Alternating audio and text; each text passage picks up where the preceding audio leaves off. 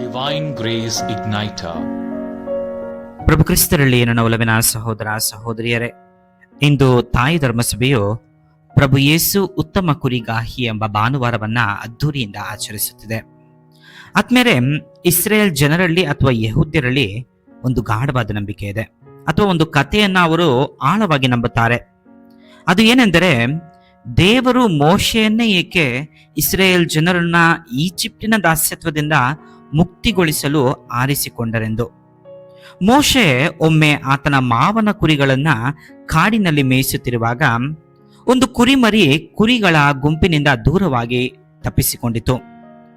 ಆದರೆ ಮೋಶೆ ಉಳಿದ ಕುರಿಗಳನ್ನು ಅಲ್ಲೇ ಬಿಟ್ಟು ಈ ಕುರಿಮರಿಯನ್ನ ಹುಡುಕಿಕೊಂಡು ಹೋದಾಗ, ಈ ಕುರಿಮರಿ ನೀರು ಕುಡಿಯಲು ಬಾವಿಗೆ ಇನ್ನೇನು ಬೀಳಬೇಕು.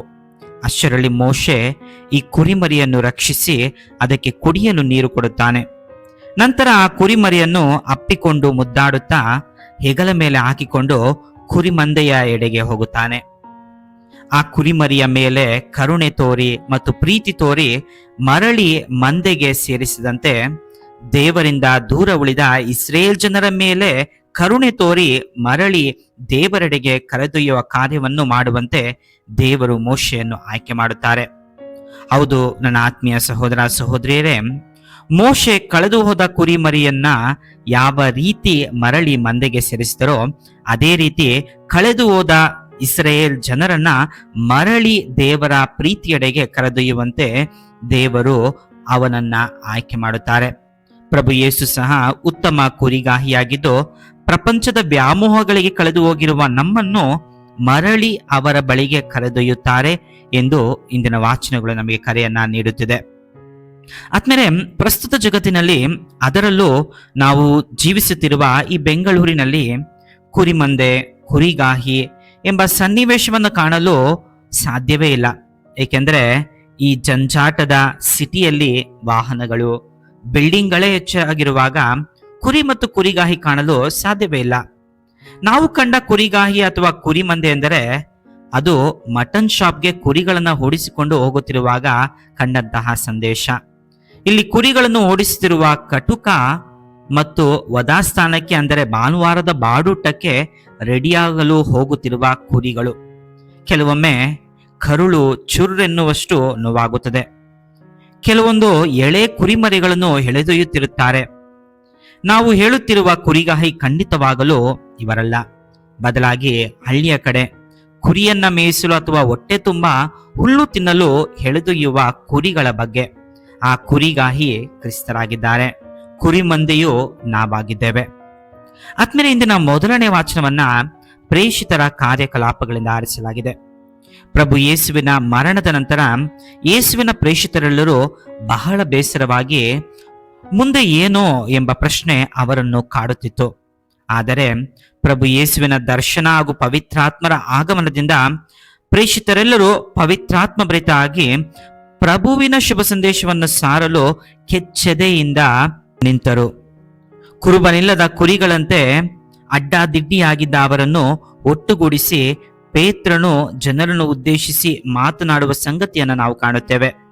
ಪೇತ್ರ ಪವಿತ್ರಾತ್ಮ ಭರಿತನಾಗಿ ಜನರನ್ನು ಉದ್ದೇಶಿಸಿ ಹೇಳುತ್ತಾರೆ, ಈ ಯೇಸು ಸ್ವಾಮಿಯನ್ನೇ ದೇವರು ಪ್ರಭುವನ್ನಾಗಿಯೂ ಅಭಿಷಕ್ತನಾದ ಲೋಕೋದ್ಧಾರಕನಾಗಿಯೂ ನೇಮಿಸಿದ್ದಾರೆ.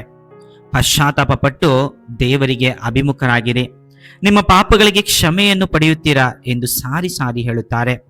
ಆತನ ವಾಕ್ಯವನ್ನು ಕೇಳಿ ಸುಮಾರು 3,000 ಜನರು ದೀಕ್ಷಾ ಸ್ನಾನವನ್ನ ಪಡೆಯುತ್ತಾರೆ. ಆದ್ಮೇಲೆ ಕ್ರಿಸ್ತರ ಮಂದೆಯಿಂದ ತಪ್ಪಿಸಿಕೊಂಡು ಹೋಗಿದ್ದ ಜನರನ್ನ ಮರಳಿ ಮಂದೆಗೆ 3,000 ಜನರನ್ನ ಕುರುಬನೆಡೆಗೆ ಸೇರಿಸುವುದರಲ್ಲಿ ಪೇತ್ರನು ಯಶಸ್ಸನ್ನು ಪಡೆಯುತ್ತಾನೆ. ಆ ಪ್ರೀತಿಯ ಯಶಸ್ಸನ್ನು ಪಡೆಯಲು ನಾವು ಸಹ ಪಾತ್ರರಾಗಬೇಕಾಗಿದೆ. ಆದ್ಮೇಲೆ ಇಂದಿನ ಶುಭ ಸಂದೇಶದಲ್ಲಿ ಪ್ರಭು ಯೇಸು ತಮ್ಮನ್ನು ಒಂದು ಕುರಿ ಬಾಗಿಲು ಮತ್ತು ಕುರುಬನಿಗೂ ಹೋಲಿಸಿಕೊಳ್ಳುತ್ತಾರೆ. ಯೇಸು ನುಡಿಯುವಂತೆ, ಸತ್ಯವಂತನು ಅಂದರೆ ಒಳ್ಳೆಯ ಕುರುಬನು ಬಾಗಿಲ ಮೂಲಕವೇ ಹಾದು ಹೋಗುತ್ತಾನೆ. ಆ ಕುರುಬನೇ ಕುರಿಗಳ ಬಾಗಿಲು ಕೂಡ. ಒಮ್ಮೆ ಬೈಬಲ್ನ ಪಂಡಿತ ಜಾರ್ಜ್ ಆಡಮ್ ಸ್ಮಿತ್ ರವರು ಇಸ್ರೇಲಿಗೆ ಭೇಟಿ ನೀಡಿದಾಗ ಅಲ್ಲಿ ಕುರಿಗಾಹಿಯನ್ನ ನೋಡುತ್ತಾರೆ. ಆ ಕುರಿಗಳನ್ನು ರಾತ್ರಿಯಲ್ಲಿ ಬಿಡುವ ಕೋಣೆಯನ್ನ ನೋಡಿದಾಗ ಅವರಿಗೆ ಆಶ್ಚರ್ಯವಾಗುತ್ತದೆ. ಏಕೆಂದರೆ ಆ ಕೋಣೆಯ ಬಾಗಿಲು ಬಹಳ ಚಿಕ್ಕದಾಗಿತ್ತು. ಒಬ್ಬ ಮನುಷ್ಯನ ಗಾತ್ರದ ಸಂದಿಯಷ್ಟೇ ಇತ್ತು. ಇವರು ಏಕೆ ಅಷ್ಟು ಚಿಕ್ಕದಾಗಿದೆ ಎಂದು ಕೇಳಿದಾಗ ಅವರು ಹೇಳುತ್ತಾರೆ, ಆ ಕುರಿಮಂದಿಗೆ ನಾನೇ ಬಾಗಿಲು, ನನ್ನ ಕಾಲು ಸಂದಿಯಿಂದಲೇ ಅವುಗಳು ಹೊರ ಹೋಗಬೇಕು ಎಂದು ಹೇಳುತ್ತಾನೆ. ಯಾವ ಕಳ್ಳ ಸಹ ಒಳ ಹೋಗಲು ಸಾಧ್ಯವಿಲ್ಲ, ಏಕೆಂದರೆ ನಾನು ಅಡ್ಡವಾಗಿ ಮಲಗುತ್ತೇನೆ ಎಂದು ಹೇಳುತ್ತಾನೆ. ಹೌದು ಆತ್ಮೀಯರೇ, ಪ್ರಭು ಯೇಸುವು ಸಹ ಆ ಕುರಿ ಹಟ್ಟಿಗೆ ಬಾಗಿಲಾಗಿದ್ದಾರೆ. ನಮ್ಮನ್ನು ಸೈತಾನನ ಎಂಬ ಕಳ್ಳನಿಂದ ರಕ್ಷಿಸಲು ಸದಾ ಬಾಗಿಲ ಬಳಿ ಕಾವಲಾಗಿ ಇರುತ್ತಾರೆ, ನಮ್ಮನ್ನು ಸದಾ ರಕ್ಷಿಸುತ್ತಾರೆ. ಹಾಗಾದರೆ ಆತ್ಮೀಯರೇ, ಕುರಿಗಾಹಿಯಾದ ಪ್ರಭು ಯೇಸುವಿನ ಅವಶ್ಯಕತೆ ನಮ್ಮ ಜೀವನದಲ್ಲಿ ಏಕೆ ಬೇಕಾಗಿದೆ? ಮೊದಲನೇದಾಗಿ, ಕುರಿಗಳಿಗೆ ಹೊಟ್ಟೆ ತುಂಬಾ ಊಟ ಮತ್ತು ನೀರನ್ನು ನೀಡಲು ಕುರಿಗಾಹಿ ಅವುಗಳನ್ನು ಹುಲ್ಲುಗಾವಲಿಗೆ ಮತ್ತು ನದಿಯ ಬಳಿಗೆ ನೀರನ್ನು ನೀಡಲು ಕರೆದೊಯ್ಯುತ್ತಾನೆ. ಅದೇ ರೀತಿ ಜೀವ ನೀಡುವ ರೊಟ್ಟಿ ಮತ್ತು ರಸವನ್ನು ಸ್ವೀಕರಿಸಲು ಕುರಿಗಾಹಿಯಾದ ಪ್ರಭು ಯೇಸುವಿನ ಅವಶ್ಯಕತೆ ನಮಗೆ ಬೇಕಾಗಿದೆ. ಎರಡನೆಯದಾಗಿ ಆತ್ಮೀಯರೇ, ಕುರಿಗಳನ್ನು ಸಂರಕ್ಷಿಸಿ ತೋಳಗಳಿಂದ ಮತ್ತು ಕ್ರೂರ ಪ್ರಾಣಿಗಳಿಂದ ದೂರವಿಡಲು ಕುರಿಗಾಹಿಯ ಕರ್ತವ್ಯವಾಗಿದೆ. ನಮ್ಮನ್ನು ಸೈತಾನನ ಶೋಧನೆಗಳಿಂದ ದೂರವಿಡಿಸಲು ಪ್ರಭು ಯೇಸುವಿನ ಅವಶ್ಯಕತೆ ನಮಗೆ ಬೇಕಾಗಿದೆ. ಮೂರನೆಯದಾಗಿ ಆತ್ಮೀಯರೇ, ಕುರಿಗಳು ಸದಾ ಗುಂಪಾಗಿ ಓಡಾಡುತ್ತವೆ. ಒಂದು ಕುರಿ ಹಾದಿ ತಪ್ಪಿದರೂ ಎಲ್ಲಾ ಕುರಿಗಳು ಅವನ್ನು ಹಿಂಬಾಲಿಸುತ್ತವೆ. ಅವರನ್ನು ಸರಿಯಾದ ಹಾದಿಗೆ ಕರೆದೊಯ್ಯುವವರು ಕುರಿಗಾಹಿ. ನಾವು ಸಹ ಅಡ್ಡ ದಾರಿ ಹಿಡಿದು ದೇವರಿಂದ ದೂರ ಹೋದಾಗ ಮರಳಿ ಕರೆತರುವವರು ಕುರಿಗಾಹಿ ನಮ್ಮ ಪ್ರಭು ಯೇಸು ಕ್ರಿಸ್ತರಾಗಿದ್ದಾರೆ. ನಾಲ್ಕನೆಯದಾಗಿ ಆತ್ಮೀಯರೇ, ಕುರಿಗಳು ಕುರುಬನ ಸ್ವರವನ್ನ ತಿಳಿದಿರುತ್ತವೆ. ಹಾಗೂ ಕುರುಬನು ಎಷ್ಟೇ ಕುರಿಗಳಿದ್ದರೂ ಯಾವ ಕುರಿ ಎಂದು ತಿಳಿದಿರುತ್ತಾನೆ. ಅದೇ ರೀತಿ ಪ್ರಭು ಯೇಸುವಿಗೆ ನಾವು ತಿಳಿದಿದ್ದೇವೆ. ಕುರಿ ಮರಿಗಳಾಗಿ ನಾವು ಪ್ರಭುವಿನ ಸ್ವರಗಳನ್ನ ತಿಳಿದಿರಬೇಕಾಗಿದೆ. ಆದ್ದರಿಂದ ಆತ್ಮೀಯರೇ, ಇಂದು ನಾವು ಪ್ರಭು ಯೇಸು ಉತ್ತಮ ಕುರಿಗಾಹಿ ಎಂಬ ಭಾನುವಾರವನ್ನು ಆಚರಿಸುತ್ತಿರುವಾಗ ಅವರು ನಮ್ಮ ಜೀವನದಲ್ಲಿ ಕುರಿಗಾಹಿಯಾಗಿದ್ದು ನಮ್ಮನ್ನು ಸನ್ಮಾರ್ಗದಲ್ಲಿ ಮುನ್ನಡೆಸಿ ಕರೆದೊಯ್ಯಲೆಂದು ಪ್ರಾರ್ಥಿಸೋಣ. ಆಮೆನ್.